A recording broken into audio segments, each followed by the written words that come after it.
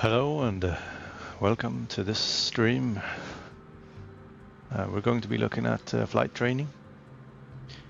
So I thought we'd test the training videos, the training scenarios available in Flight Sim. It appears the courses are conducted in this Cessna 152, which is a simple aircraft, an old school type, or a manual type of aircraft, and should be quite straightforward.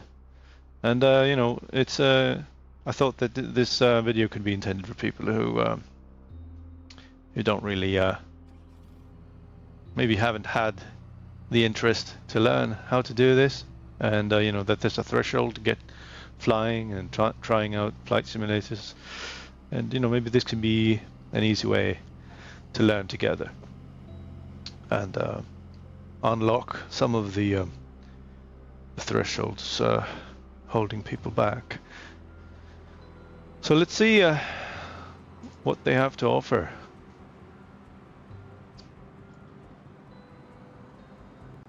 There's a lot of traffic going on here at the airport. I do have a problem with one of the audio files, which I don't know which it is, but it really overwhelms the audio when that happens. It's like a very loud jet engine noise. I hope it doesn't happen here. We'll see, but let's try and get moving on it and see how it goes. Let's get you familiar with the aircraft, a Cessna 152, and a few commands to navigate it through the skies. In front of you is the yoke. The yoke is like a steering wheel, more or less. Turn it left or right to control the ailerons and bank the aircraft into turns. Look at the trailing edge of the wings while turning the yoke to see the effect on the ailerons. Okay. Now, the difference between the yoke and a steering wheel is you can pull or push on the yoke. This controls the elevator at the back of the aircraft to make it climb or descend. Look at the horizontal stabilizer while you pull on the yoke. You can see how it affects the elevator. Nice. Down at your feet are the rudder pedals. They steer the aircraft when you're on the ground. The upper part of the pedals also control your brakes. In the air, they control the rudder at the end of the vertical stabilizer to yaw the aircraft. This is mostly for small corrections, for coordinating turns or compensating for a plane's tendency to pull left during takeoffs and climbs. Look at the vertical tail while operating the pedals to see the effect on the rudder. Great. Last but not least, the throttle is located near the center of the cockpit. Pushing forward will increase power. Pulling back will decrease power. First, look at the throttle and select it.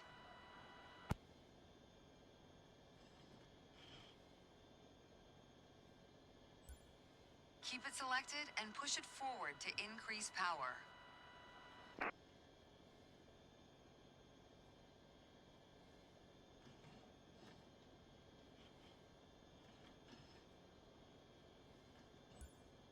Power is increased. Now, pull it back to decrease power.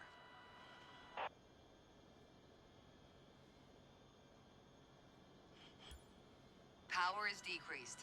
Now we'll do the same without focusing on it. Deselect the throttle. Look away from the throttle and increase power. Set your throttle to idle. Excellent. When the engine is on, you'll be able to see the power change on your RPM indicator. You'll find it on the right side of the dashboard. This tells you how fast the engine is spinning in hundreds of revolutions per minute. Next, take a look at your current speed on the airspeed indicator. It's on the left in the main instrument panel. It measures the speed in knots. To check your altitude, look to the altimeter. It's on the right side of the main instrument panel. The altimeter has 3 hands, similar to a clock. The long, thick pointer indicates 100-foot intervals. The short, thick one is 1,000-foot intervals. And the long, thin one, 10,000-foot intervals. That's all for today.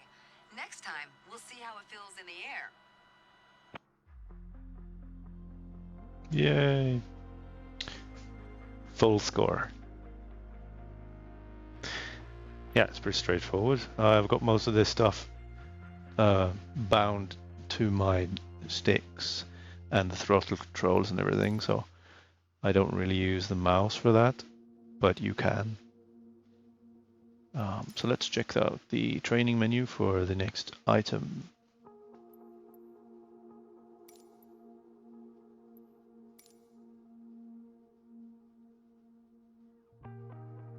So in this lesson we'll look around, we'll do pitch up and down, and we do some turns.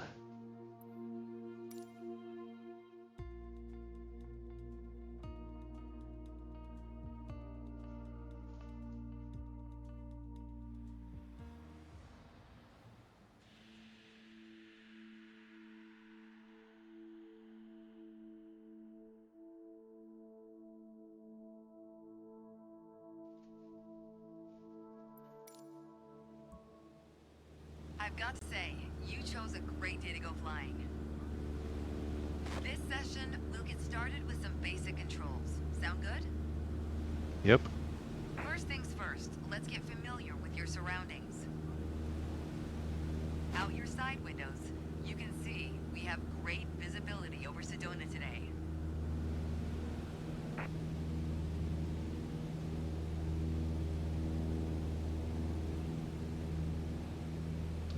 Oh, the quick view. This is Red Rock territory. Beautiful, isn't it? See if you can spot the Sedona airport. The runway should be a pretty easy landmark to find. There you go. Visual confirmation on the airport.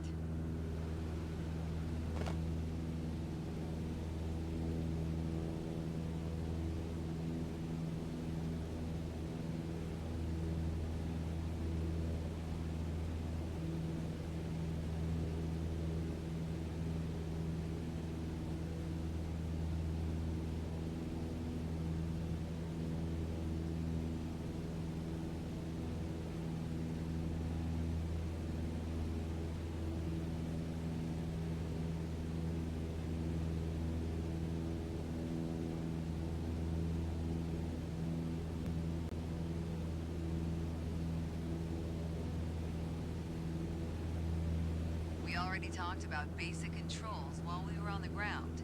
Time to see how it all feels in the air. The aircraft is currently set to a cruise attitude, the position it should be in for regular flight. Alright, now let's try banking into a turn by moving the yoke. I'll go first.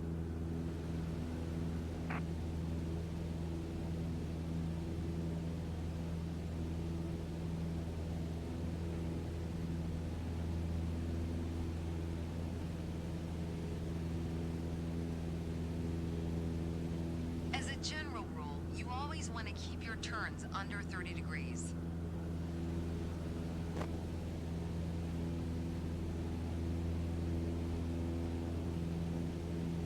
Go ahead and try rolling to the right.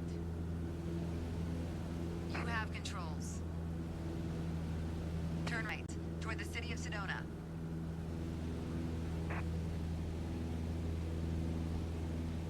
Excellent. As we're flying towards Sedona, let's try climbing up and down. Gently pull on the yoke to climb. Give it a try.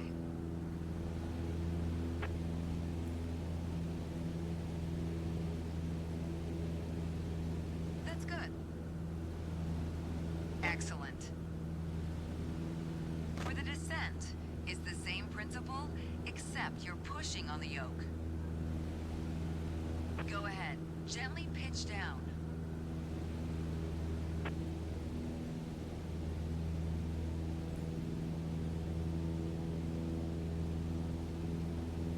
That's good. Okay, time to find the airport again.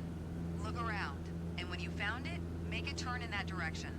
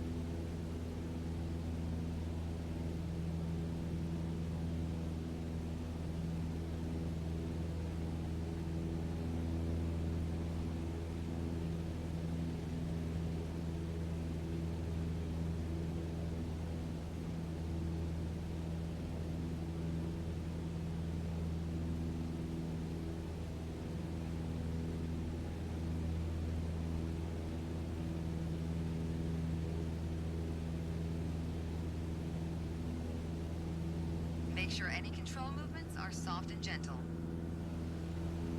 Now that you're more familiar with the aircraft and the surroundings, the next step is to go deeper into handling and techniques. Soon enough, you'll be able to enjoy trips all on your own.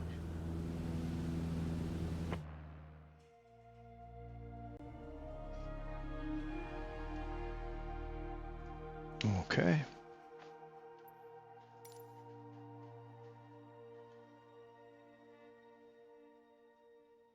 Oh, apparently I didn't follow instructions.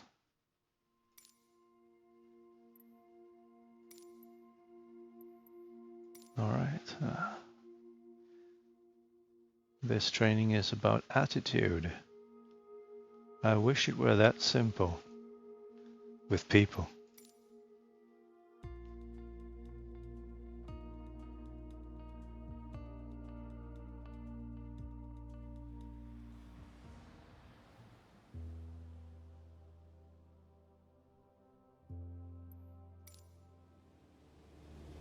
To help demonstrate pitch, I've drawn 3 lines on the windshield. Notice how the middle line matches the horizon while we're flying level. This is the cruise attitude. The lower dotted line is the climb attitude, and the upper one is the descent attitude. Let's dig deeper into what that means. Pull back gently on the yoke until the climb attitude line matches the horizon. Then maintain that attitude.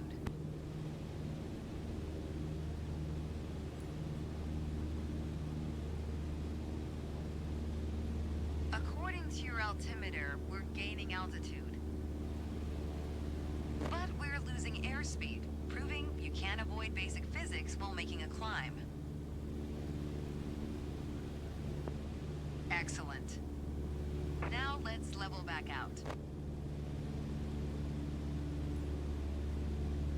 Our speed is increasing and our altitude is stable.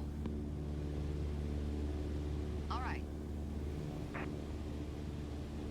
Push gently on the yoke until the descent attitude line matches the horizon. Then maintain that attitude.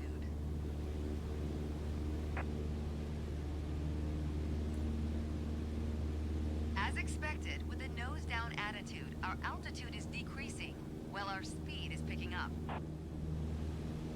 Great. Okay, bring us back to level flight. Now your speed is decreasing and your altitude is stable. Nice. That was excellent. Being able to maintain a precise and stable attitude is key to performing all types of maneuvers.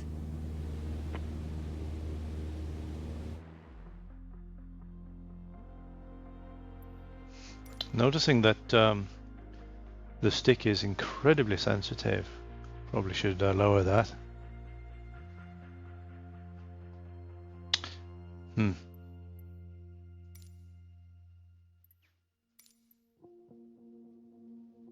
All right, let's roll. Looking at the ball. That's the ball right there. It's fed by gravity in this model.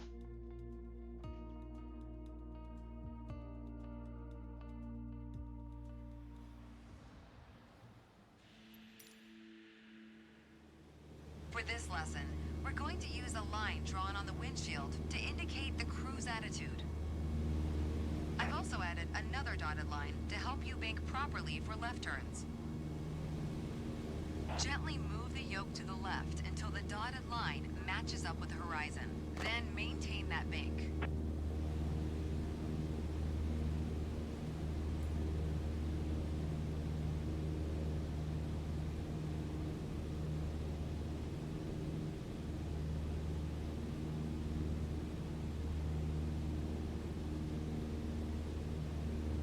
Excellent. Now let's see you level back out.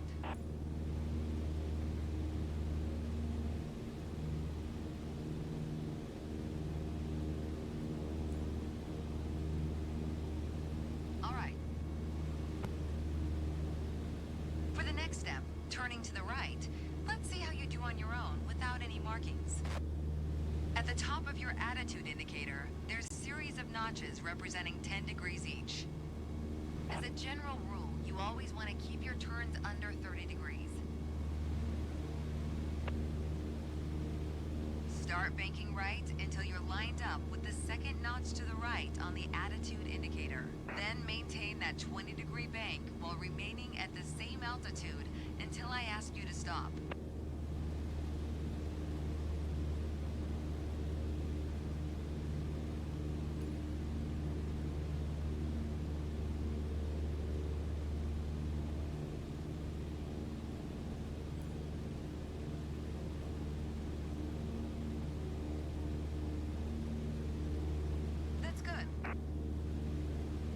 Keep working to maintain a constant altitude during the turn. Level us back out now.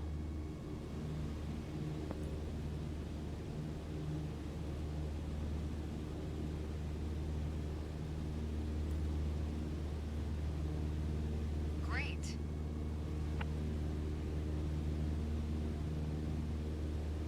Small corrections on the yoke will lead to more accurate turns.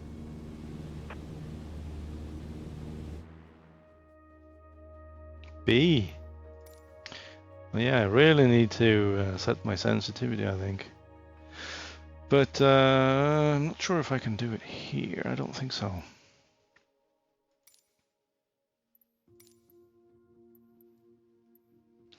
Power settings. So mixture and throttle.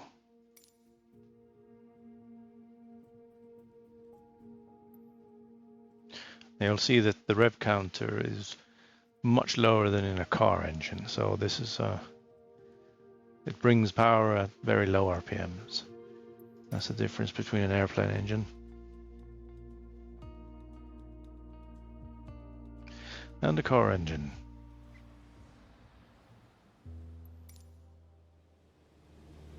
Let's talk about about the throttle. If you have the need for speed, then the throttle's for you. Full control over the power output of the engine.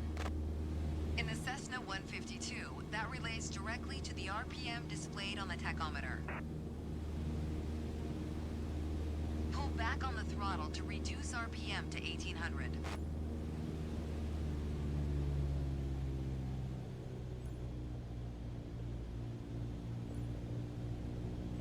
Look how your speed and altitude are also decreasing.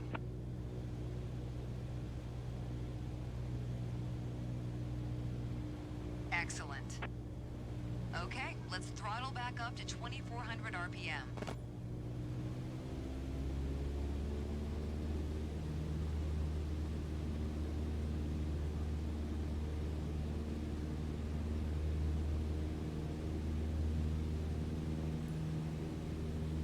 Your speed is increasing now. As long as you maintain the same attitude, your altitude will keep climbing as well. Nice. That was excellent. With piston planes like this Cessna, it's common to have power targets defined in RPM.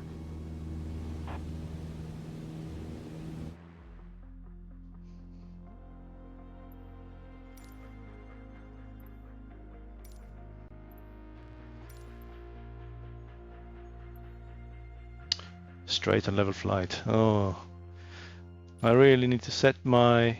I can't really access that menu from here.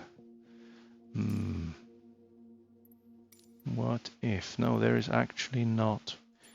No. I'll deal with it later. It'll be what it is. It'll be a little bit choppy and sloppy. Right, so attitude, speed, vertical, speed indicator, heading. So that's a flat compass basically. Altimeter. So weird, we've got the airspeed over here and attack all the way over there. I mean, in my experience, they usually have duplicate gauges, you know, on each side, so you don't have to look at the other person's side. But you know, it's kind of interesting how they did it here. Probably because it's got some navigational pieces as well, which is probably extra fitted.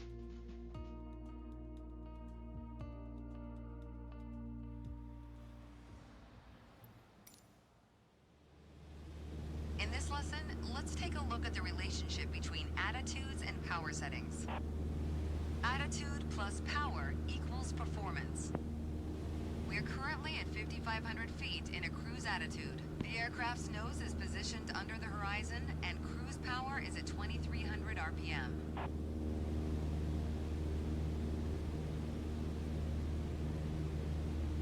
Try to reduce power to 2,000 RPM while maintaining 5,500 feet. Great. You probably noticed, to maintain altitude, you need to pitch the nose up. You could just keep pulling on the yoke to hold steady, but that's not really a precise means of control. Probably better to adjust your trim wheel until you don't need to push or pull on the yoke. Drag the trim down when you need to set the nose up. Drag it up to set the nose down. Oof, that's touchy. Try adding trim to keep us at 5,500 feet without increasing throttle.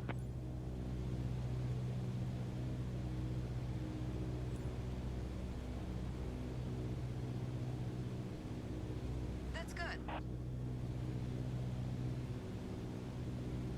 Increase power to 2,300 RPM while maintaining 5,500 feet. Get us back to a cruise attitude. Excellent. Now, adjust the trim.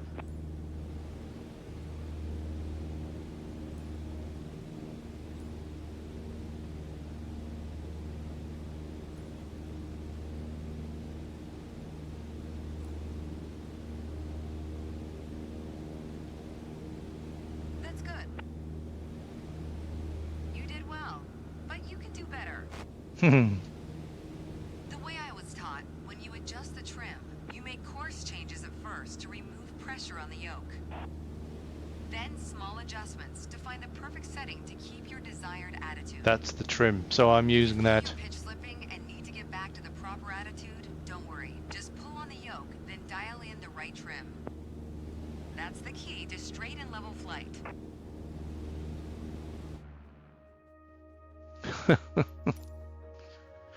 Yeah.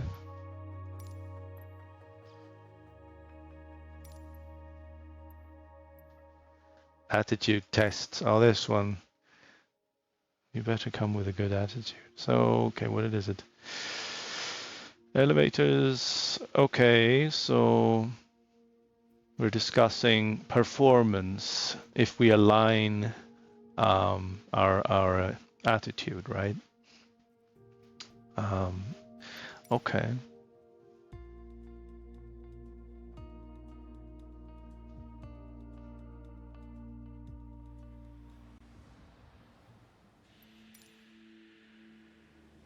The art of maneuvering a plane through the air isn't a mystery to you anymore. Now it's time to test the skills you've learned. As you can see, we're cruising at 6,000 feet on a north heading of 360 degrees. Yep. Start by descending to 5,500 feet while maintaining a northerly heading.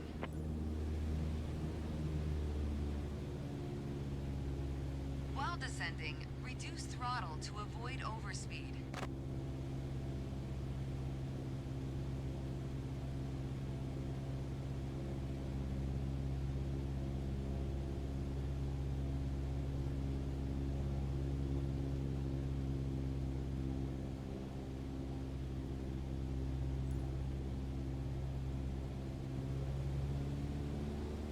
That's good.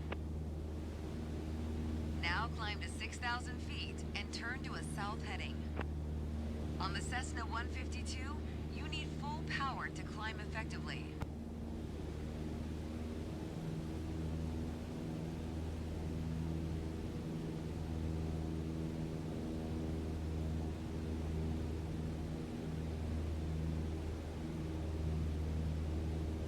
Yeah, no kidding. This thing is really slow. Down to 50 knots. What is it? Oh, gotta be careful with the pitch.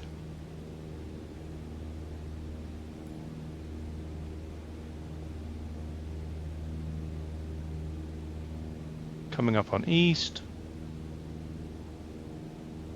Getting our airspeed back.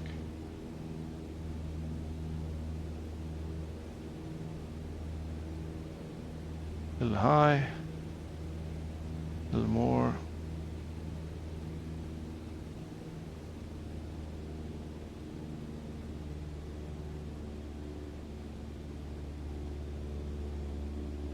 Coming up on south.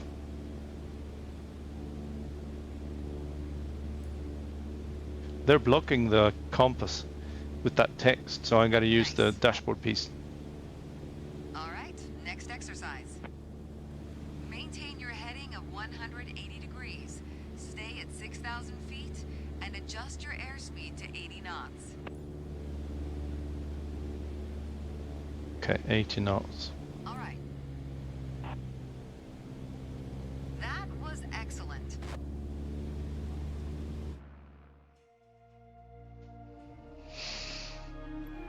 All right, she was happy with that one. Okay, I mean that's close enough on these. So now we know how to fly.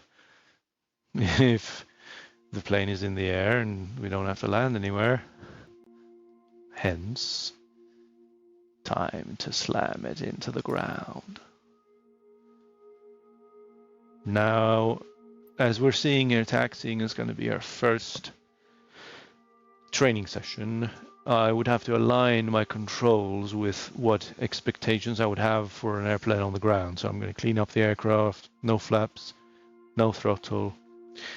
Make sure that I don't come into the cockpit with everything maxed out, right?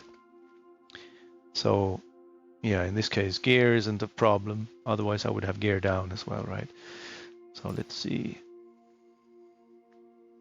So we're going to follow the center line, taxi on the yellow line, to the main runway. And we're going to hold on the double yellow. And this is the name of the intersection. So A1 is the first intersection of this runway. And runway 21 has to do with the angle that the runway has from a compass perspective, north-south direction, or, you know, east-west, whichever it. So 21, yeah. We can see in the compass when we're in the plane how that correlates.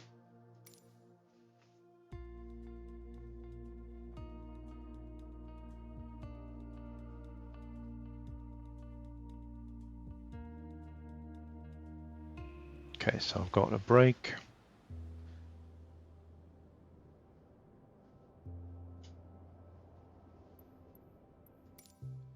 Let's take a moment to talk about taxiing.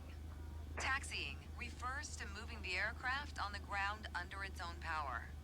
In particular, getting from the ramp out to the hold short point on the edge of the runway. Steering on the ground is managed through the rudder pedals. That's right, unlike driving a car, we turn by using our feet. Okay, ready?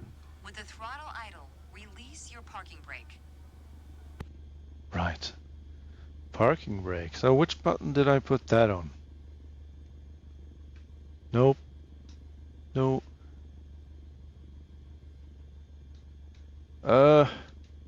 No. Pushback.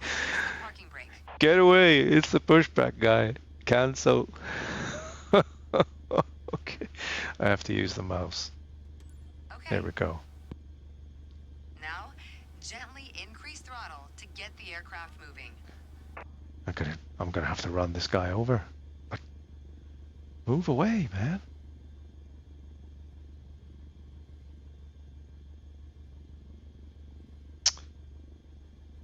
I'm just gonna fly around him. Add power to start taxiing. Go easy on your throttle. Use your rudder pedal to turn left and enter the taxiway.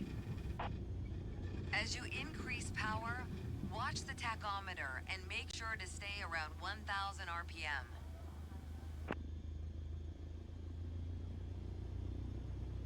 I'm gonna use this one to sit up so I can see.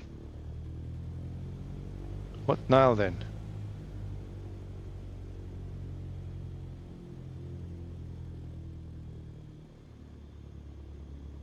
Something is holding us back. Have I hit something? No. Weird.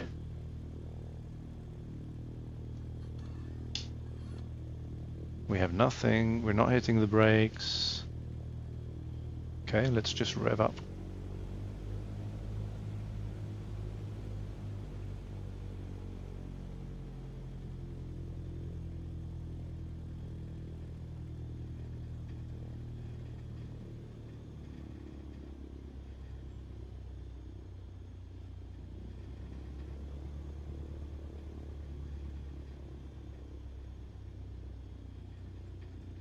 So using the feet to steer in an aircraft.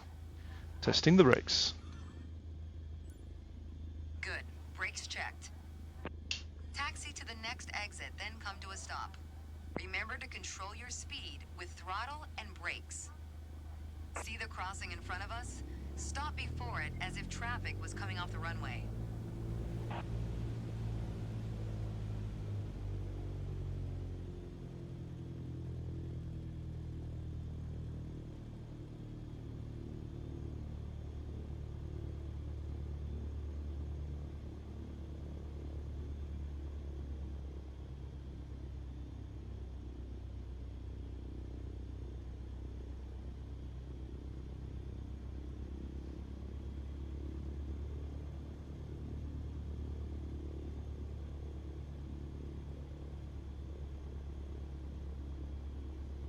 Right. This is where we stop.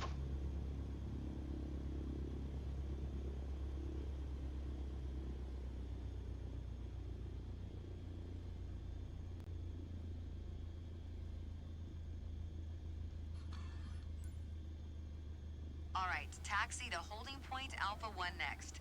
It's at the far end of the airport near the head of runway 21.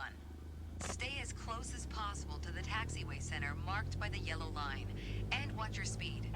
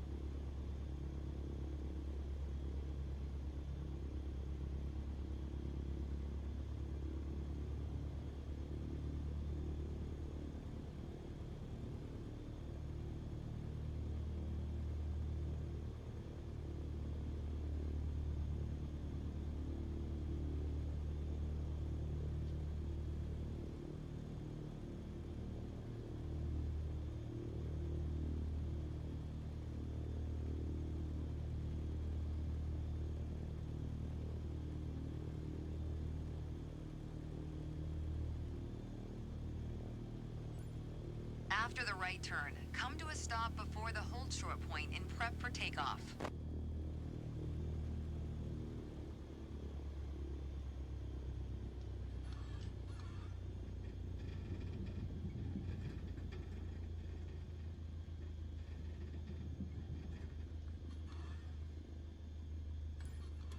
You mastered that lesson. The next challenge will be to keep the aircraft under control while at full throttle for takeoff.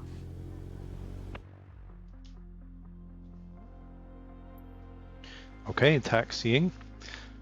If you noticed, we were taxiing against, in parallel with the runway, but the wrong direction. So we were taxiing about facing 30-something degrees, which is the opposite of 210 on a compass. And that's kind of like, so the runway is aligned with 210 degrees, and that's why it's called 21. Is this? No, this isn't the right one. Takeoff.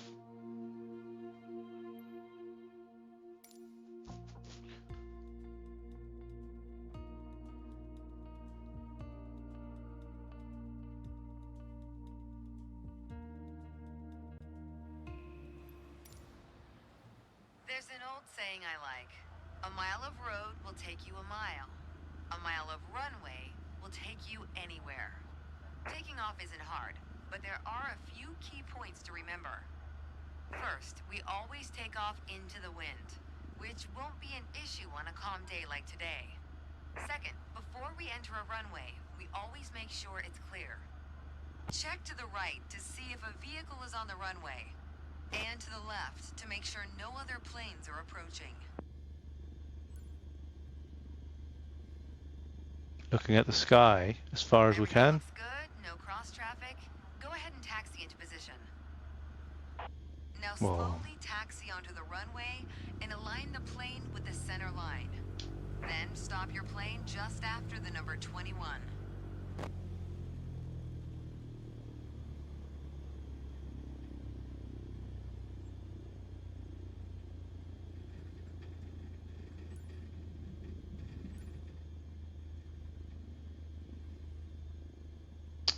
This view isn't the easiest to keep track of.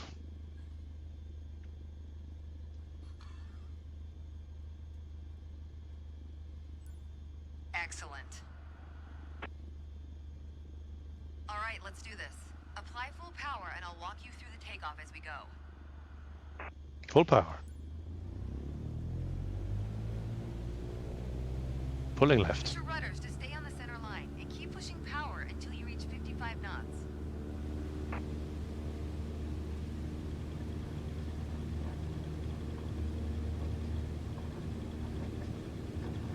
Good.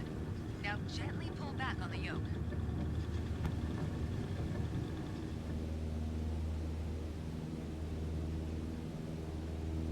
Pull back on the yoke to take off.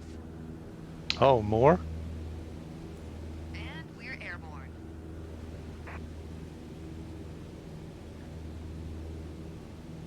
Light up the 5,500. top of your instrument panel so it's a couple of inches above the horizon. That'll pitch us up and set a good climb attitude. Focus on flying straight.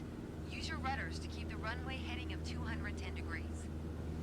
Maintain 75 knots and we'll reach our target altitude of 5,500 feet in no time. 75 knots, 210 degrees. 70 knots.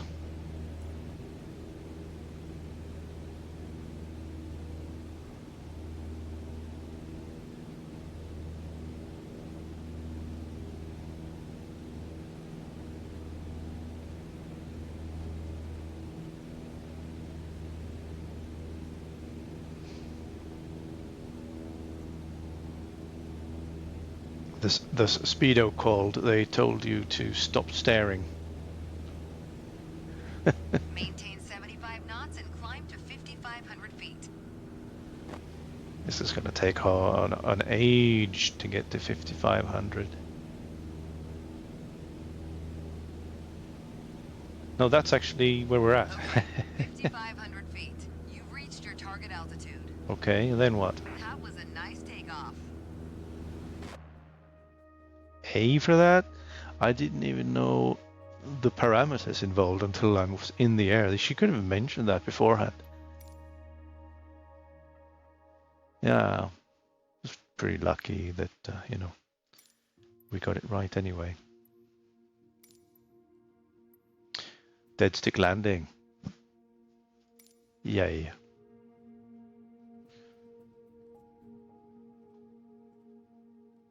Okay. Interesting. This is when it starts getting hairy. Anyone can take off. Not anyone can land. For this landing exercise, I want you to focus on the yoke only. We're close enough to the runway to land safely without adding any throttle. Maintain a speed of around 65 knots. Pitch down if you're going too slow. Pitch up if you're too fast. Maintain 65 knots. Okay.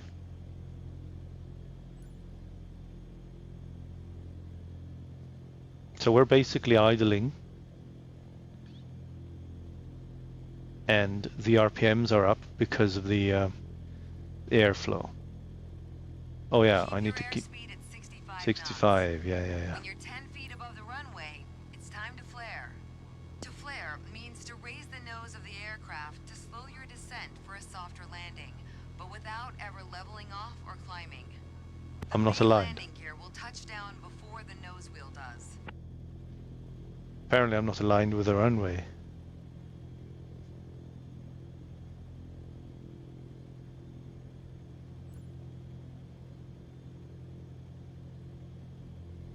We're coming up on flare height. Resist the temptation to pull back. Yeah. Resisting. Now focus on the end of the runway and pull back slightly on the yoke to aim the nose just above it. Nice. Now apply the brakes to slow us down and bring Brakes. the plane to a stop.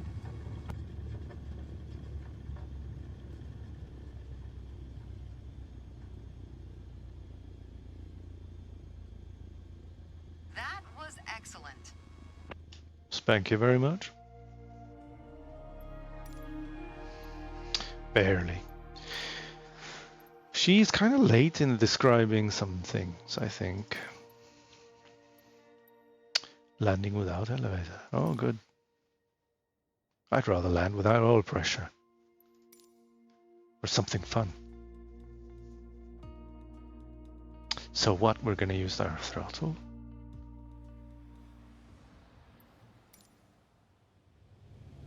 In this landing exercise, I want you to focus Crap. on staying on the glide path using the throttle only. Smooth action on the throttle is key for remaining on the Okay. correct glide path. Ooh, I've If got you no find control. yourself too high, reduce your power. If you're too low, increase it. Remember though, always make soft corrections. You Yep. don't want to overcompensate. Which I am. I'm all about overcompensating. Come on. More power. Less power. This oscillation is so slow. Seriously.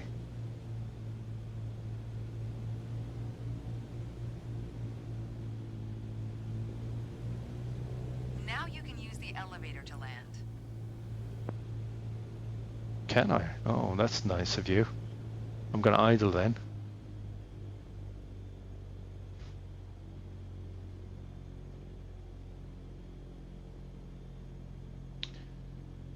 Follow the glide slope. Am I supposed to see a glide slope, or am I just... I mean, I think I'm a little bit high. Reduce throttle to idle. Yeah, I already did that. Now focus on the end of the runway and pull back slightly on the yoke to aim the nose just above it. Nice. Now apply the brakes to slow us down and bring the plane to a stop.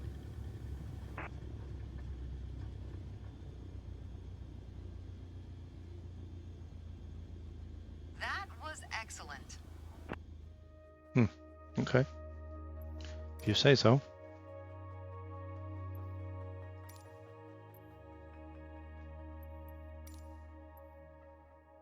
So you can actually control the aircraft with the throttle, at least this kind, because it's designed so that when you increase the throttle, the airplane pitches up, and when you decrease the throttle, it dives.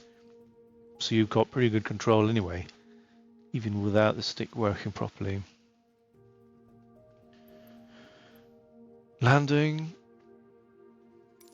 This is going to be a normal landing then. Endpoint. Rear wheels first, then firmly set down the nose to avoid wobble. No, actually, it's probably the other way around, isn't it? Set it down lightly.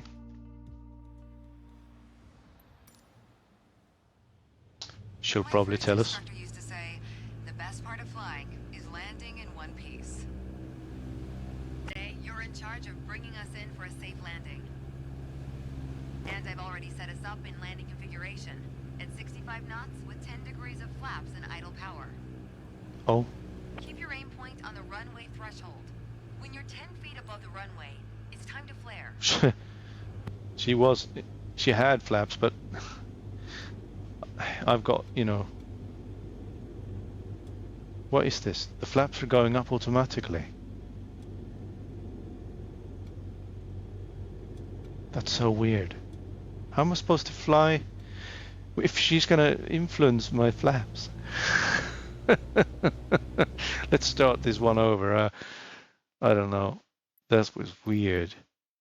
My flaps on my controls are fixed, right? It's an analog slider. You can't sort of set it to another setting than they are. So yeah, I'm gonna have to My French disregard. instructor used to say, the best part of flying is landing in one piece.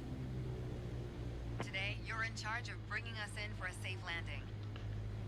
65 knots. Set us up in landing configuration at 65 knots with 10 degrees of flaps and idle power. There is no flaps and it is not Keep your aim idle. point on the runway threshold.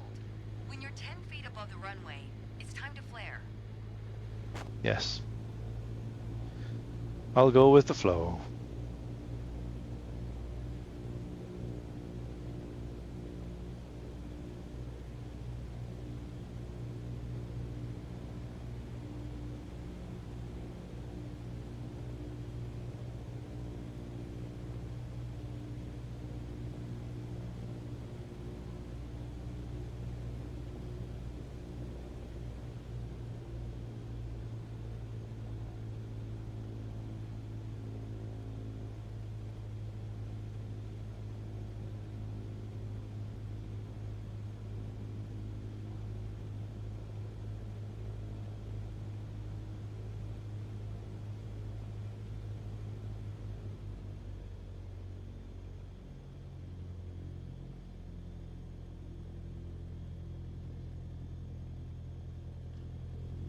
I can't maintain 65 without running into the ground. But I'll try.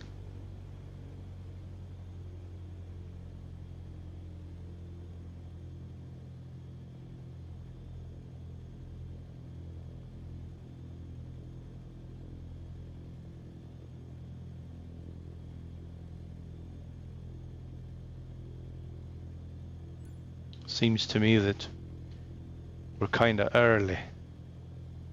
I'm gonna give it some throttle.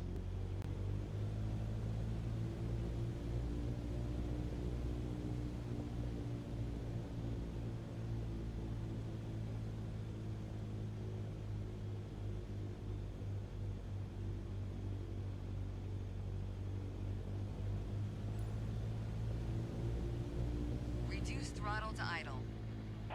I thought it was already on idle. Now focus on the end of the runway and pull back slightly on the yoke to aim the nose just above it. Nice. Now apply the brakes to slow us down and bring the plane to a stop.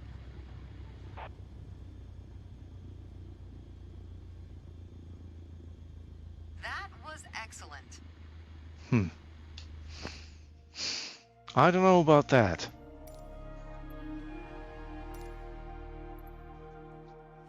She's messing with me. She's telling me we've got 10 degrees flaps, and when I try to set 10 degrees with then she pulls it back to 0.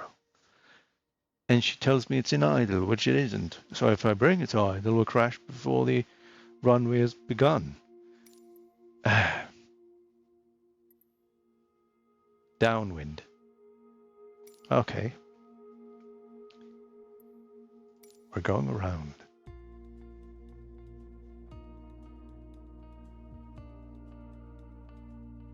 Idle in the center, flaps 0. Let's see what she has to pull on us this time. Okay, we're currently flying on the downwind leg at the standard traffic pattern altitude of 6,000 feet. It's a flight path parallel to the landing runway, but in the opposite direction. In downwind, you want to start preparing for landing. That means setting your speed and flaps configuration. Yes. Reduce speed to 80 knots. Maintain constant altitude and heading. The flaps provide extra lift at the expense of additional drag. This extra lift allows flying at a lower airspeed. Flaps allow for smoother and shorter landings. Go ahead and extend 10 degrees of flaps, all while maintaining current altitude. 6,000 feet. Oh, we're a little bit high, aren't we? Why is it going back up? The end of the runway here. Oh, there's something wrong with the flaps. See it at a 45-degree angle behind you. Crap. That's your cue to I turn can't deal left with that. onto the base leg.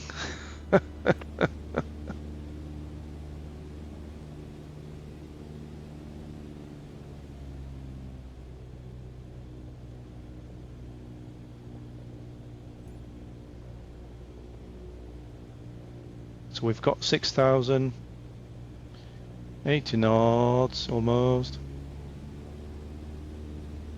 No flaps, it's just not working. Alright. Turn left onto the base leg. Okay, turning left.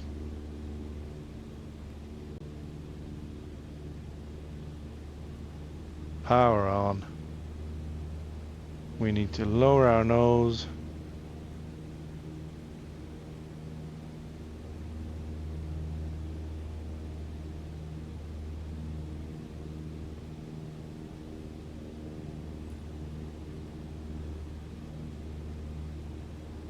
Try to maintain 1400 RPM. That'll also keep our speed around 65 knots. Should I continue? Runway as we get ready for our final turn. Well, I gotta, Turn left onto yeah. final. 1400 RPM, really? Why? It's not very Left convenient. turn onto final. Yeah. The RPM gauge is on the other side of the aircraft. Keep a stabilized approach and prepare for landing. Yeah. 65 knots. What? I need flaps. Come on. I'm gonna have to force it. I'm forcing the flaps.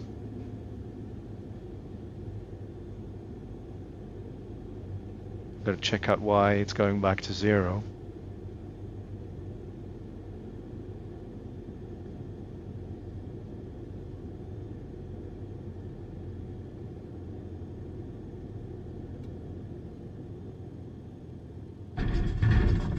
Apply the brakes and stop the plane. That didn't sound good.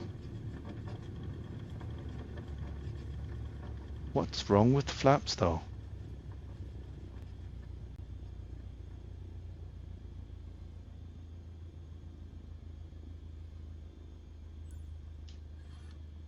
That was all right. A little more practice will help your accuracy, though. Yeah. See ya. Okay, we need to fix our flap situation. Main menu. Oh no. Yes, because I'll keep my progress.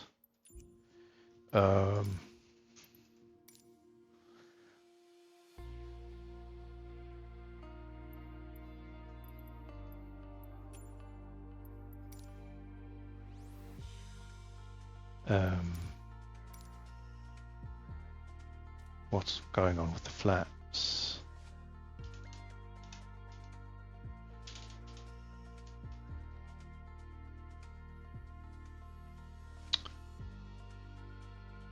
I've got an axis and a button. That is not good. I wonder if any of the buttons are.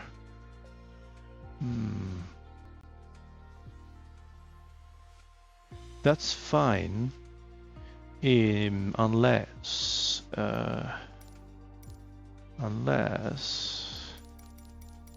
this thing has. Yes, we need to remove that. How do I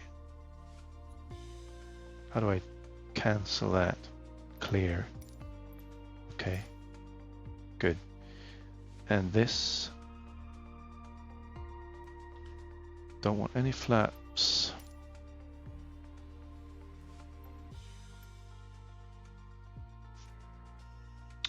This one needs to go. Okay, no flaps on this. Excellent. And this. Yeah.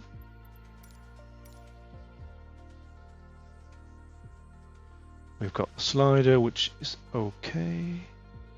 Which is over here.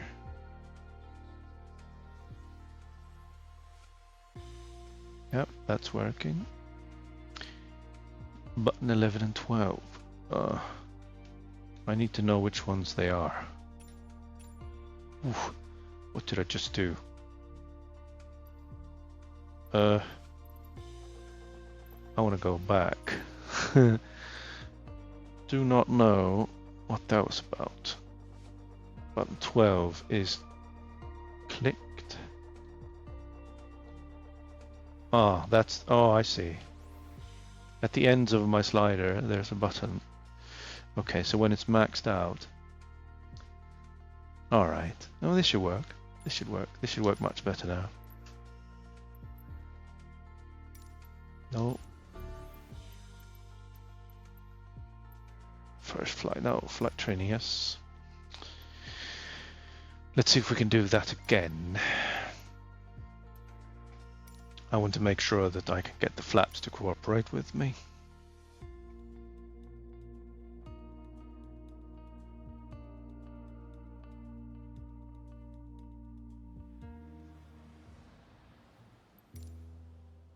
Right. Okay, we're currently flying on the downwind 10 degree. leg at Excellent. the standard traffic pattern altitude of 6,000 Okay, feet. 65 It's knots. a flight path parallel to the landing runway, but in the opposite direction. In downwind, you want to start preparing for landing. That means setting your speed and flaps configuration. Reduce speed to 80 knots. Maintain constant altitude and heading. The flaps provide extra lift at the expense of additional drag. This extra lift allows flying at a lower airspeed. Flaps allow for smoother and shorter landings. Go ahead and extend 10 degrees of flaps, all while maintaining current altitude. Flaps are extended. And staying at 10. Perfect. We're gonna fly past the end of the runway here. Keep going until you see it at a 45-degree angle behind you. That's your cue to turn left onto the base leg. Coming up.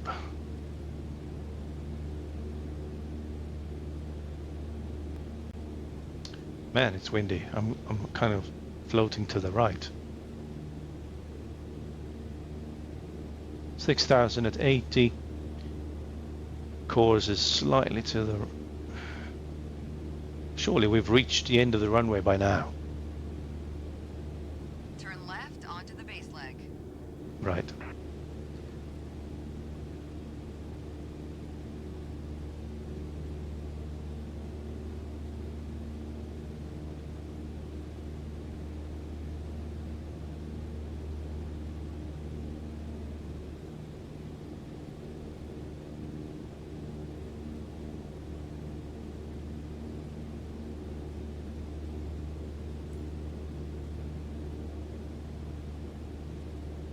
Try to maintain 1400 RPM.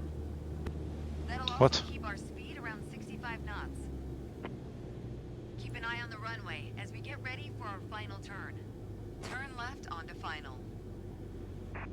14. 65. Make your left turn onto final.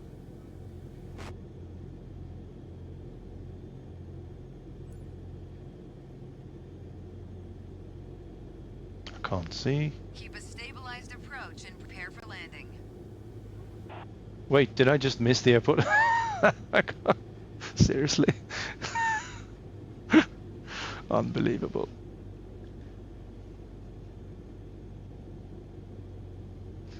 "65 knots. How is this possible? I need to slow. Come on. What's the flaps doing? That's good. Here we go. Coming up on 65. There. Almost. That was a pretty fat miss.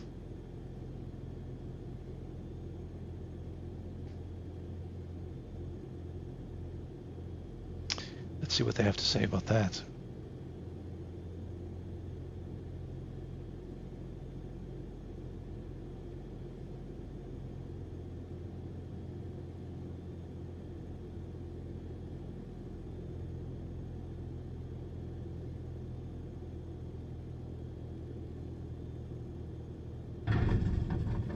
Apply the brakes and stop the plane.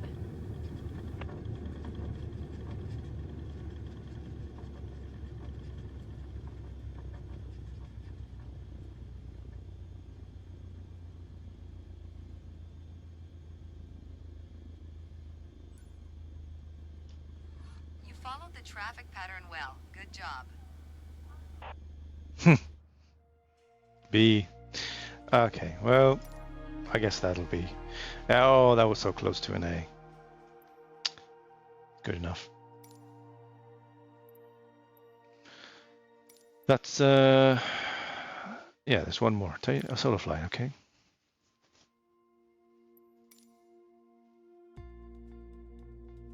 Flaps 0.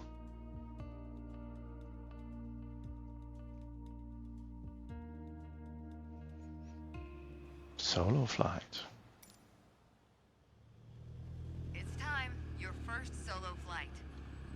I'll be watching from the ground in radio contact if you need me, but something tells me you won't. Your goal is to complete Sedona's left-hand traffic pattern on your own. Remember what we covered in our previous sessions, and you'll be just fine. Good luck. See you on the other side. Just a little bit slightly premature there, if you know what I mean. 10 degrees. Let's go.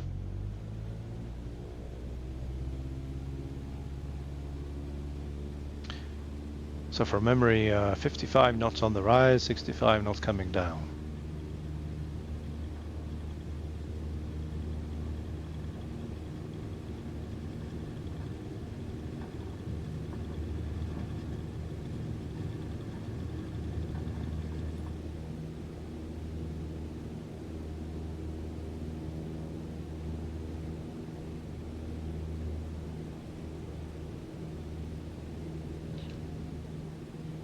Flaps up.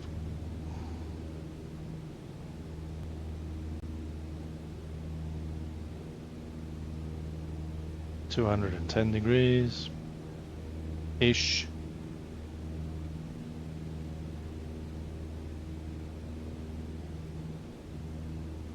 $75, okay, not 55, I see.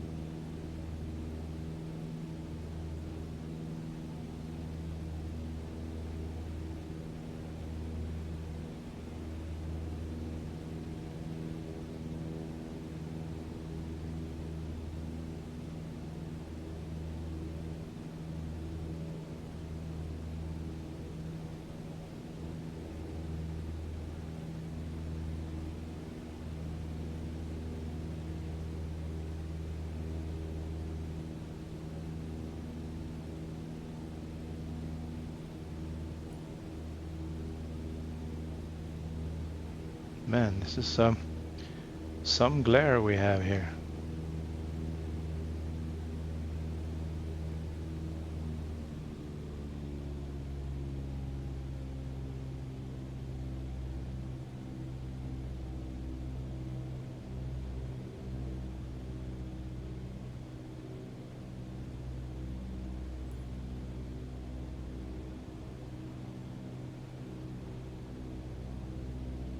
Okay, maybe I should continue up.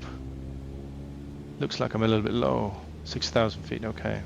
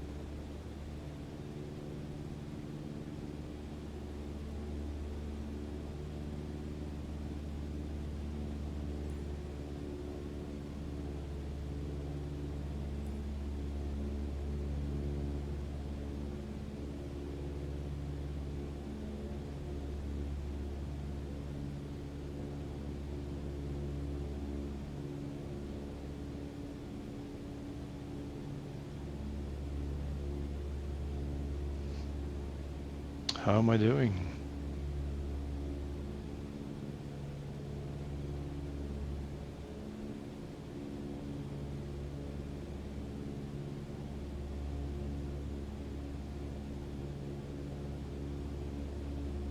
Man, it's touchy. I'm only a few knots away.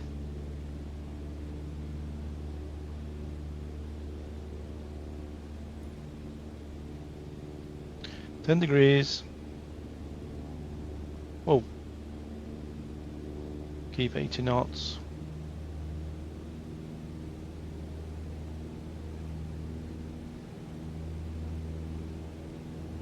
"10 degrees, come on." Yeah, it's a little bit much. 6,000 feet, we're too high.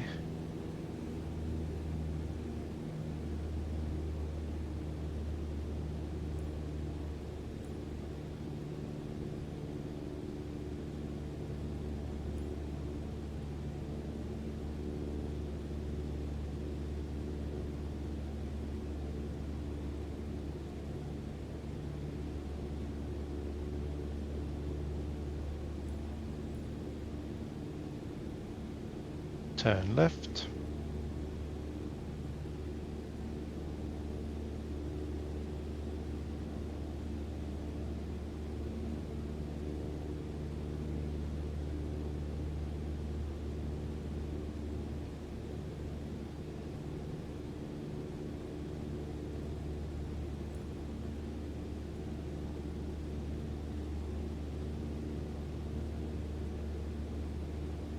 Power to 1400. 65 knots.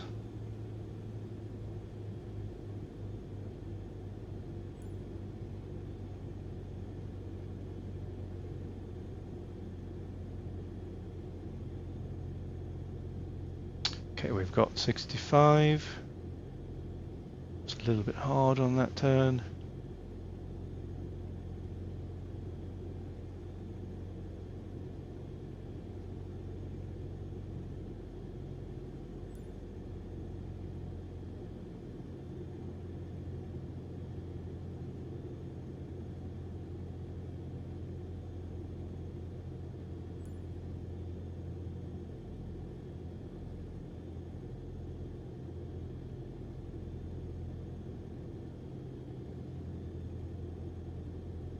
I would have liked to be much lower than this.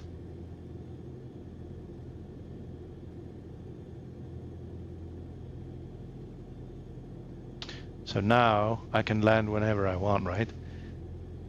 The 65 knot piece is gone.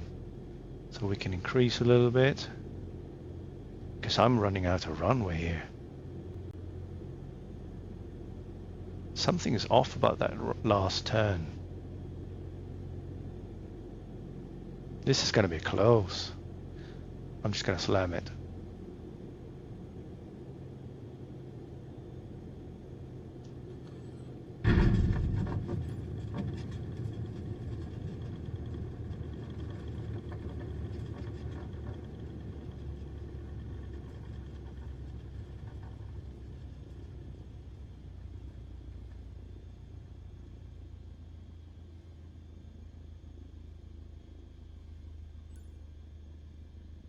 I think a bit more practice may be a good idea. You're on your way to becoming one hell of a pilot. Wow, that's not flattering. Well, anyway. Anyway, any landing you can walk away from, right? I think they should have told me to start descending much sooner. Right. VFR, navigation, departure. I don't really like navigating. But VFR is nice, which means visual reference navigation.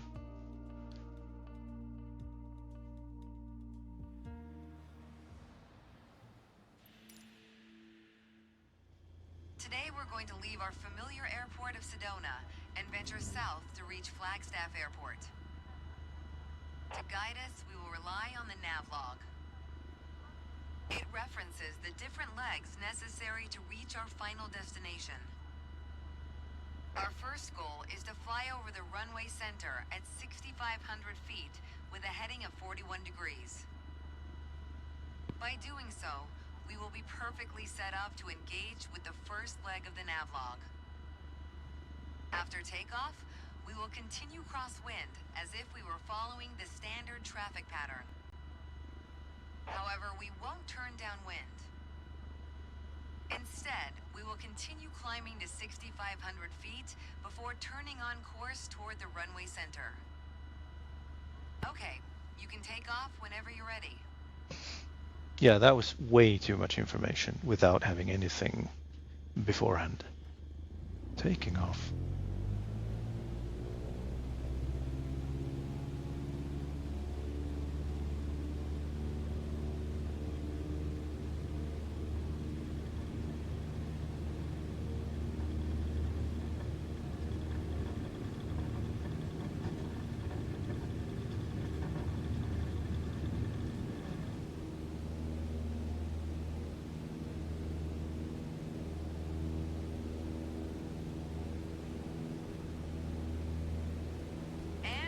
Liftoff.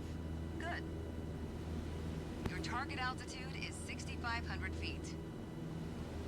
That's 500 feet above the traffic pattern, as we don't want to interfere with incoming aircraft.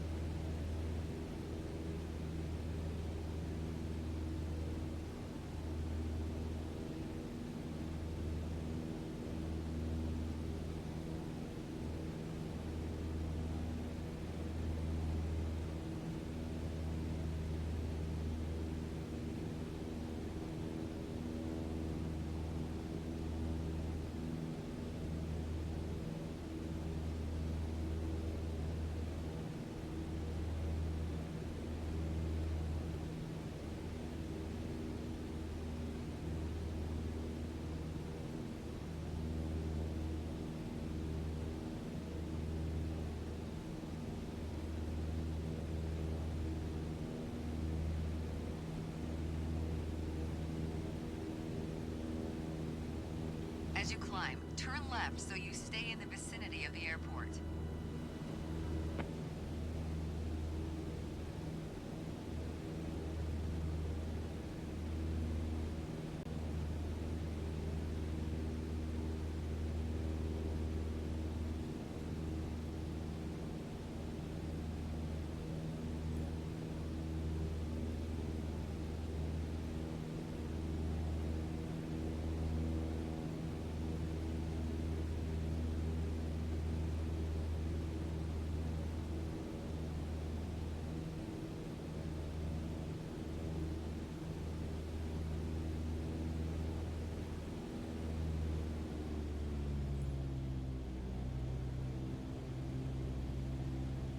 $6,500.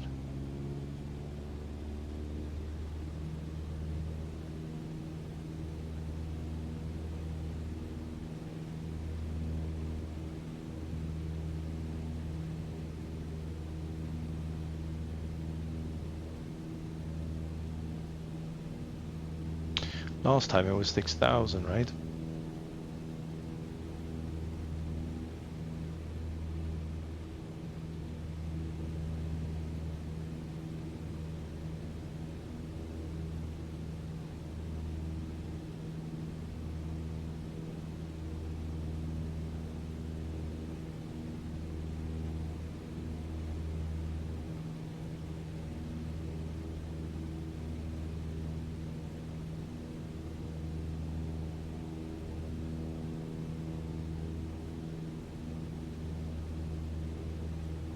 You took a bit too long to reach the target altitude.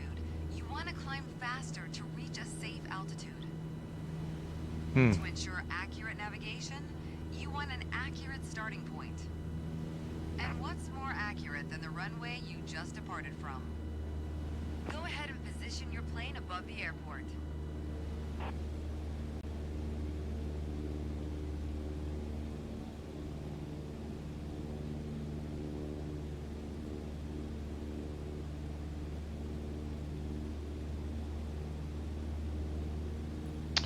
That's a very specific 41 degree heading. Why was it green over here? How am I supposed to position myself over the airport like this?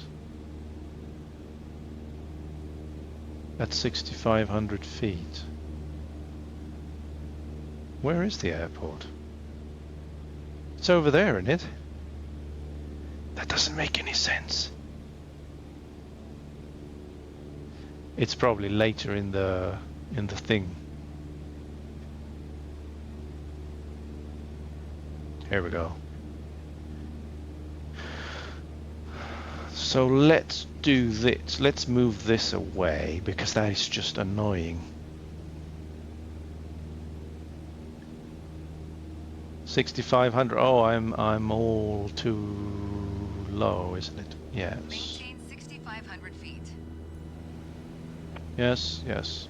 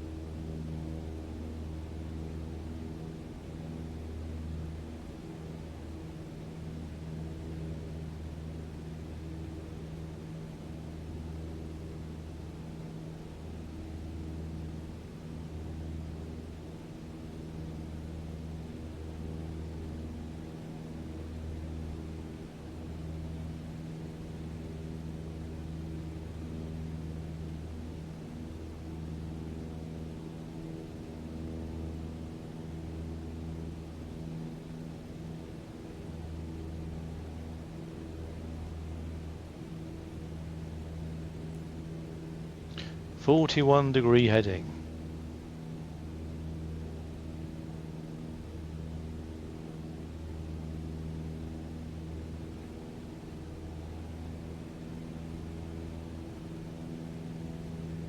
That's good. That's it for navigation departure. Well done. Really? Well, I guess. It's difficult when you don't know the route.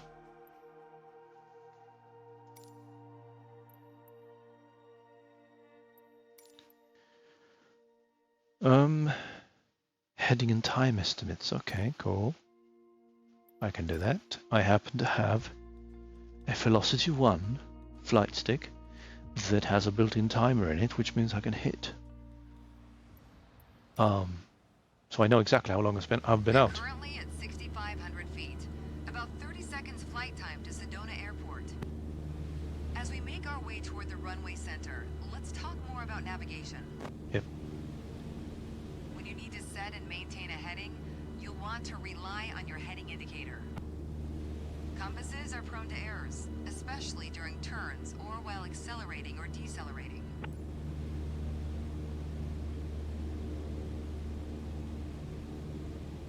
Okay, Sure. we're in position over the runway center. Next step is to validate the time. That's a fancy way of saying start your stopwatch. Oh, I guess I better start this On the one. nav log, you can see our next waypoint, Munns Park, is at a 41 degree heading about 5 minutes away. That means we need to be on a 41 degree heading. Check your heading indicator and make your turn. 41. Good. Maintain a 41 degree heading. Will do.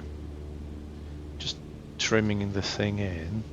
As you Can I? approach Munns Park, the terrain level rises. To maintain a safe altitude, we'd better climb to 8,000 feet. Make sure you keep the same heading. 8,000 feet. Take full power during your climb. Full power. Yes, ma'am.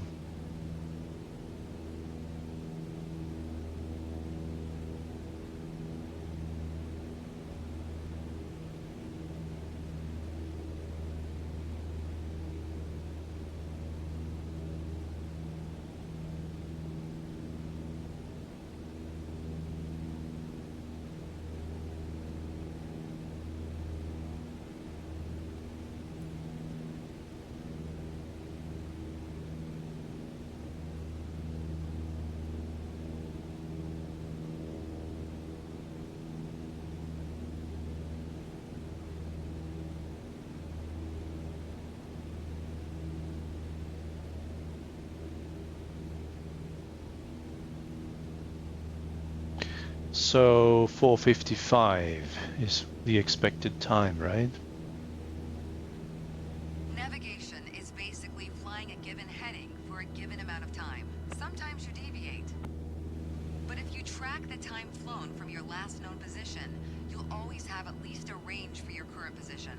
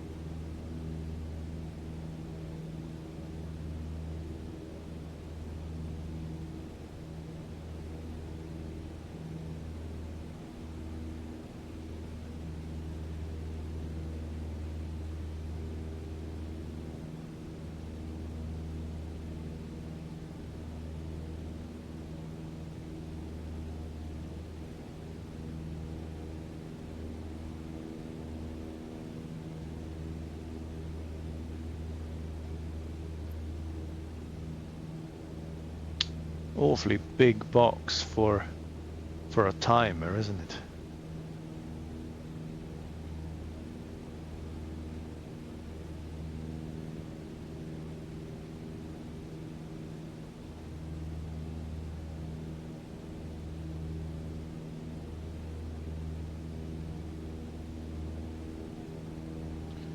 $7,500, 76.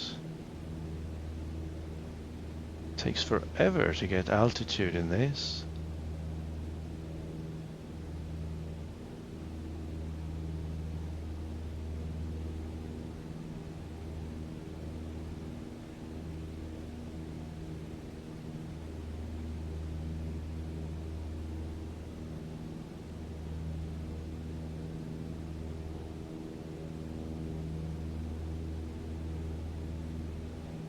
I wish we had an autopilot, you know.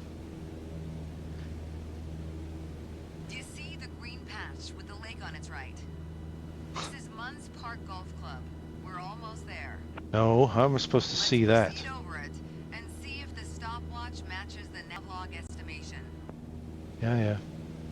We all know speed can increase or decrease depending on the wind. That's why at your next waypoint, you'll want to compare your estimated time en route with the actual time flown.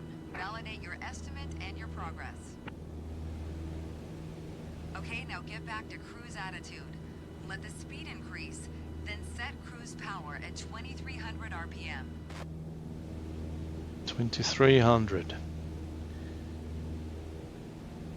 We first need to have some speed, right? Because we're behind on this. Set RPM at 2300.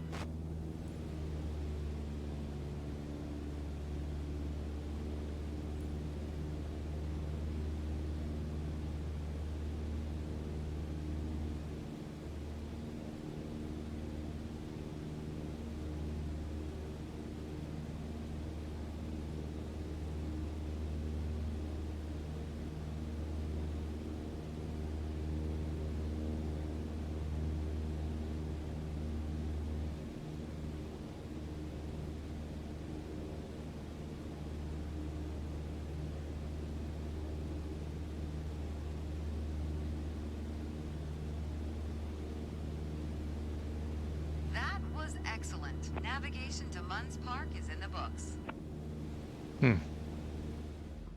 Seemed to me that we took a minute longer than expected. But who knows? What do I know, right? That was kind of, I don't know. Do we have anything more exciting? I don't know. Navigation isn't really glider training. Yeah. The Neo. Bush pilot. How about we try the airliner? That's gonna be cool. Flaps to 0, throttle to 0. Let's see if we can get this. I hope I've got the correct keybinds for it. Maybe.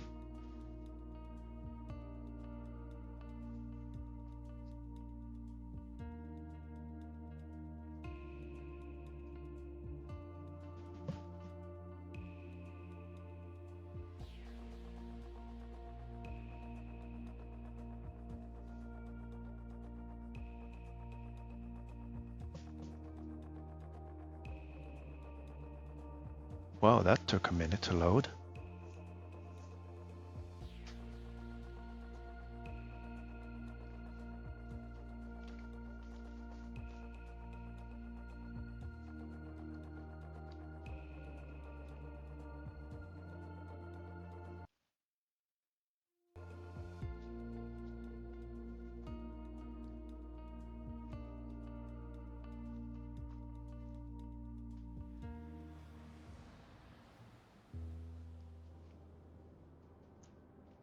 I guess we streamed an area.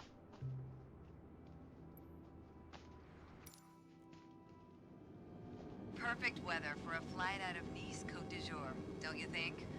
We're on Indeed. runway 22 left, and we're cleared for takeoff. Taking off in an A320 obviously requires more speed and a longer runway than a single-engine prop plane. But luckily, we have some extra tools at our disposal to make the job a little easier once we're airborne. For starters, the autothrust manages engine power to maintain a target airspeed. Autopilot will keep us on track with navigation, and the fly-by-wire system lets us maintain a consistent attitude without needing to make constant adjustments. When I give the word, you're going to execute a straight-out takeoff. After you complete the initial climb, I'll take the controls. But first, check the MCDU for our reference speeds. I already typed in today's numbers.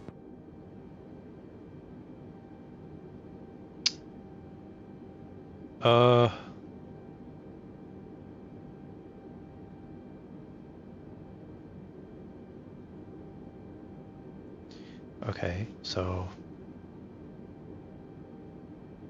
The rotation speed, VR, is 131 knots. I'll call out when we reach it. Take a look at the VFD now. Then, once we hit VR, you just need to begin a gentle rotation by pulling back on the side stick. Don't exceed 10 degrees until you've lifted off. Next, let's review the thrust levers. so 130 something knots, 10 degrees To be max. aware of 3 different detents. Use the climb detent labeled CL on your throttle to automatically manage the thrust for the remainder of the flight. Toga to take off at full power on short runways or when performing a go-around. And for today, FLX MCT for a reduced thrust takeoff. We reduce thrust at takeoff to preserve our engine life and save fuel. Now let's monitor the engine parameters. As you can see on the engine warning and system display, I applied the parking brakes earlier.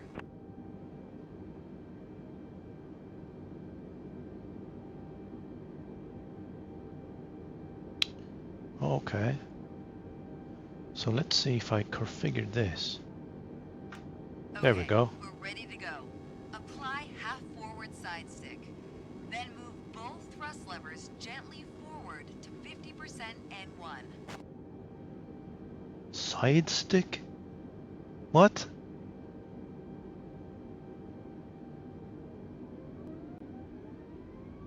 Then move them to the flex detent.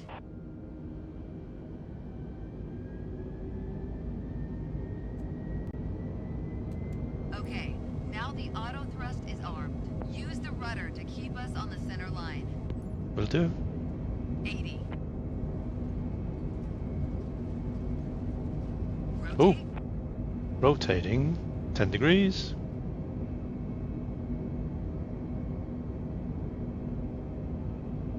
Positive climb. Gear up. Gear up. Engage autopilot. Oh, I don't know what button that is. Autopilot can either be engaged 5 seconds or 100 feet after takeoff to manage heading and altitude. The FMA is showing lever climb, which which means we've reached thrust reduction altitude. Adjust the thrust levers to climb detent. Now we're in the climb detent. Auto thrust is active and will manage airspeed by adjusting the power. At S speed, retract flaps to 0. Disarm ground spoilers. Ground spoilers. That was excellent. Was it? Phew, I could barely keep up. It's been a minute since I did the binds on it, so I mean, I know I have the autopilot somewhere. Not too bad to do it in an A rating at the first instance. Yeah. Bush pilot. We have to try that. Okay. Short field takeoff, why not? Engine back, flap 0, gear down.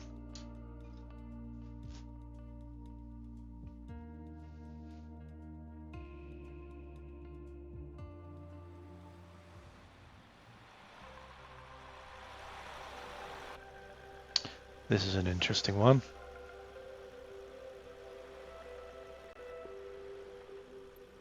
Now it's time for something more wild and challenging than just a run-of-the-mill takeoff.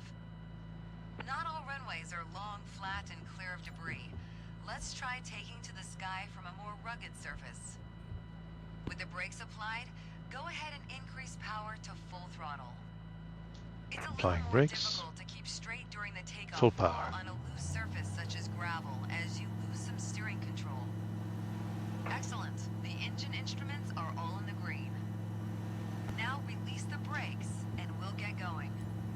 What's my V1? Rotate at 45 knots.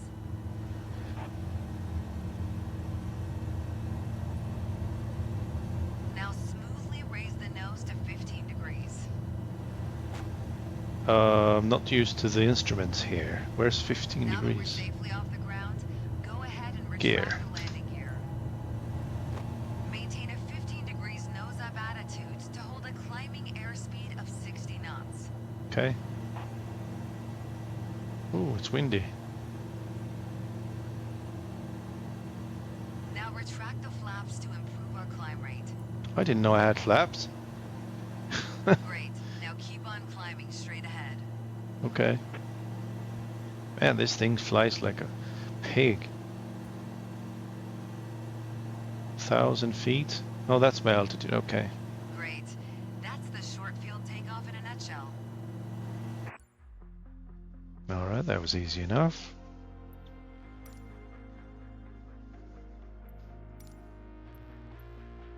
That thing is so wobbly and you know, all over the place. Landing. Oh yeah, this is gonna be a scary one. Oh. I hope they don't send me in too high again. Now that you've taken off from a gravel runway, let's try landing on one. For this short field landing, the terrain dictates that we need to approach at an angle. Start by deploying the landing gear and get ready for our approach. Landing gear.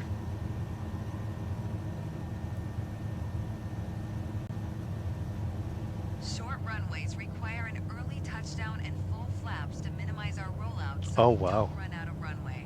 Full flaps. Next, Okay. fully extend the flaps. Yes, ma'am.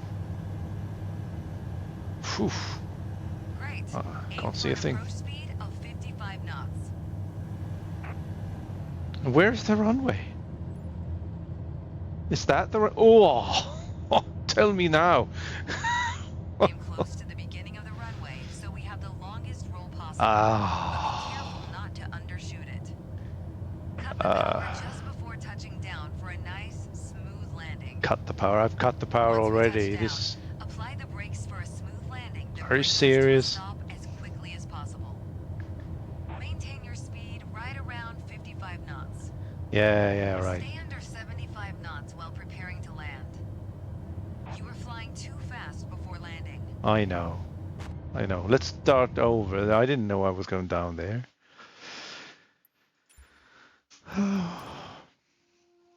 All right. 0, 0.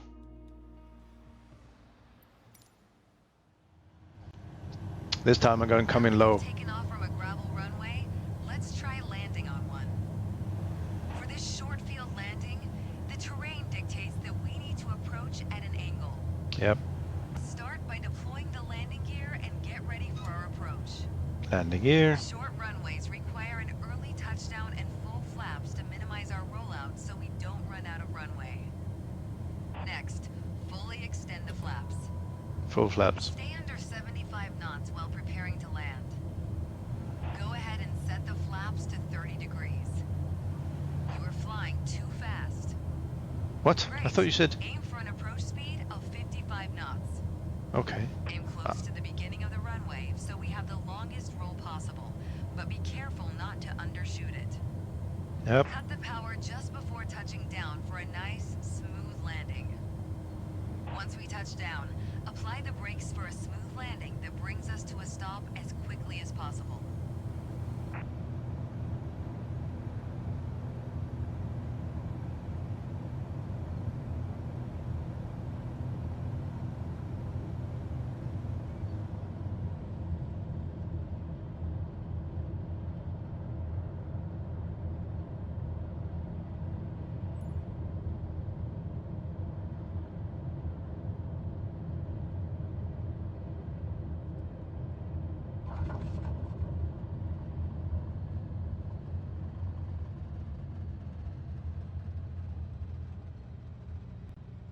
You nailed the landing. The procedure is more challenging than at a larger airport, but being able to land on short and unimproved runways like this one opens up more possibilities for your adventures. Okay. Still think they're not communicating very well. And yeah, I kind of need to know stuff that they're not saying. And then it works. Push pilot.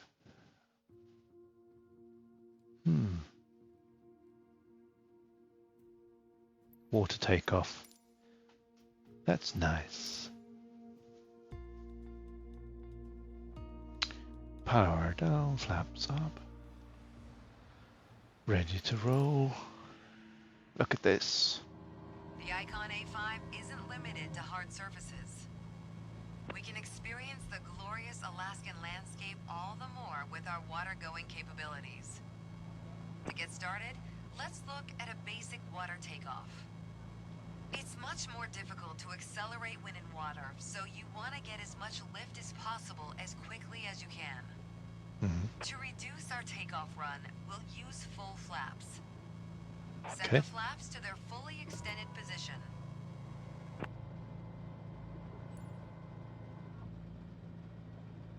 All right, we have the water rudder retracted and the gear is up.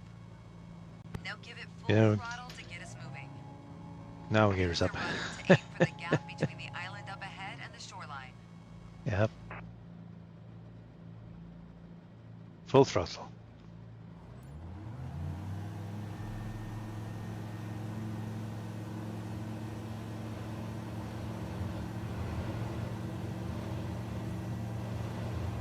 Lift the nose just a little at 50 knots to get airborne.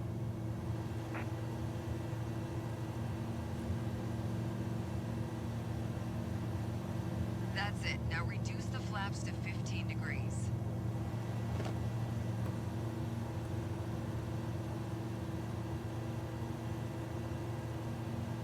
Now we can retract the flaps completely.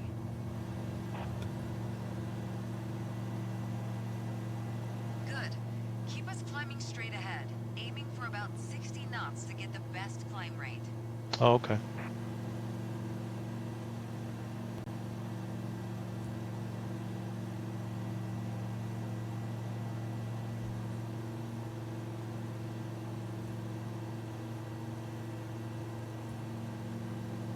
Well done, but there's room for improvement. Yeah. It's easy enough.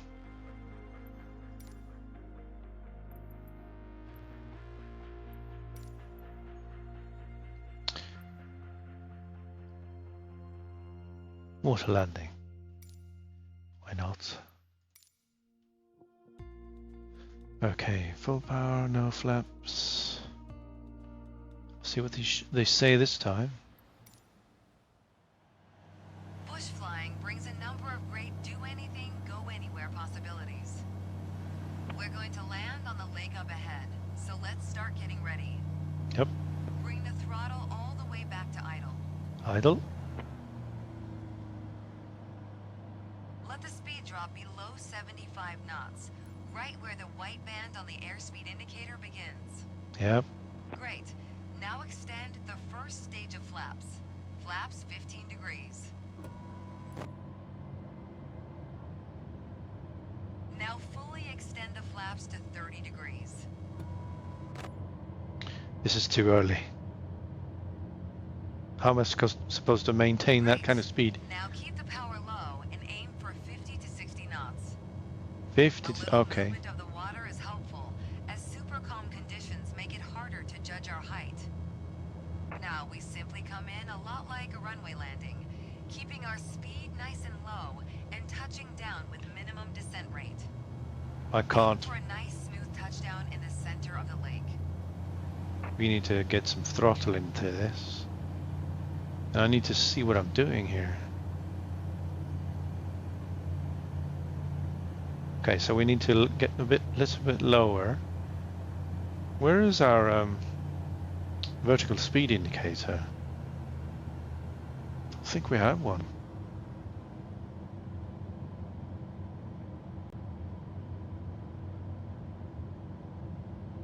Okay, reducing power.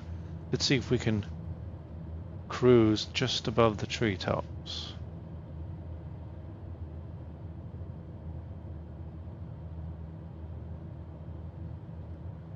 Yeah, looks like we'll make it.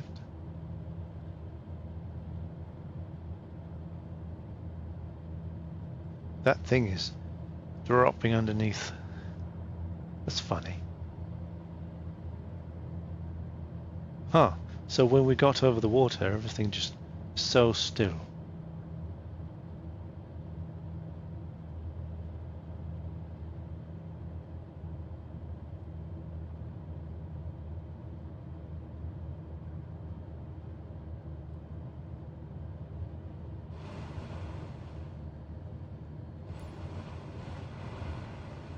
Flaps to 0. Once on the water, the aircraft will slow hydrodynamically. Trying Fully to... retract the flaps to reduce our lift, helping us to slow down more quickly. Huh. Okay. I'll just wiggle.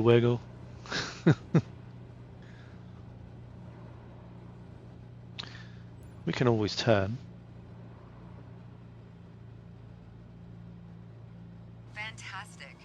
Water landings open up a ton of new possibilities. Next, we'll put all that you've learned to the test with the bush flying challenge.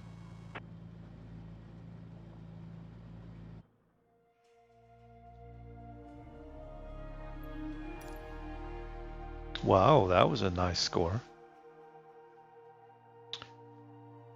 If I would have followed exactly what she was saying, I would have ended up in the trees.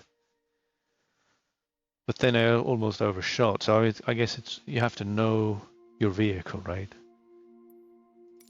It's not just theory. Well, I think if you've never flown and you've reviewed what I've done here, you can see that it's not that difficult. We've covered a lot. I think the instructions are okay. Sometimes they assume that you know stuff, and sometimes they tell you way too late. You know, things that you need to align with prior to actually getting to a point. But once you've done it, you know what they need. The second time round will be much more efficient. So I hope this helps. I hope that you've enjoyed some of the training. With this, we should be able to take flight in the majority of aircraft available in Flight Sim and go places.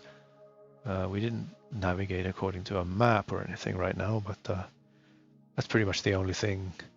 And obviously, at this point in time, we've flown VFR, which is visual reference, and not at night, not in the clouds. That's another one. So that's the IFR training, which is this: foggy and bad conditions with no or less visual reference, which is also quite cool and interesting once you master the ILS approach and everything, the cockpit instruments. You can actually set down with very limited visibility. That's not my cup of tea, though. I'm more of a visual flyer, but sure, I can give this a shot at some point. With that said, I hope you enjoyed. I'm going to end the stream here. Have a good one, and speak to you soon.